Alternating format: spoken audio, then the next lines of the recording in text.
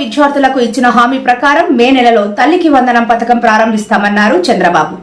ఎంతమంది పిల్లలుంటే అంతమందికి 15,000 రూపాయల చొప్పున అందజేస్తామని, వచ్చే విద్యా సంవత్సరం స్కూళ్లు తెరిచేలోగా తల్లికి వందనం పథకం కింద ఆర్థిక సాయం అందిస్తామని ప్రకటించారు. ఈ విషయంలో ఎలాంటి అపోహలు అవసరం లేదని, అర్హత ఉంటే చాలు, ఎంతమంది పిల్లలున్నా సరే 15,000 రూపాయల చొప్పున అందజేస్తామన్నారు. మే నెలలో తల్లికి వందనం 15,000 రూపాయలు ఇస్తాను.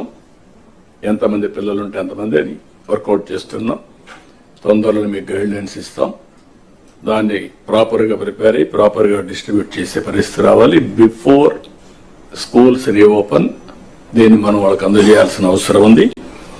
అన్నదాత కింద 3 instalments from now onwards. Government of India ఇచ్చినప్పుడంతా 3 ఇన్స్టాల్మెంట్స్ కింద 5,000, 5,000, 4,000 మనం కూడా అకౌంట్లో వేస్తాం. ఇది కూడా మీరు గుర్తుపెట్టుకోవాలి. ఇది కాకుండా మత్స్యకారులకు 20,000 రూపాయలు ఏప్రిల్లో వాళ్ళ అకౌంట్లో వేయాల్సిన అవసరం ఉంది. ఆ సమయంలో క్రాప్ హాలిడే ఉంటుంది.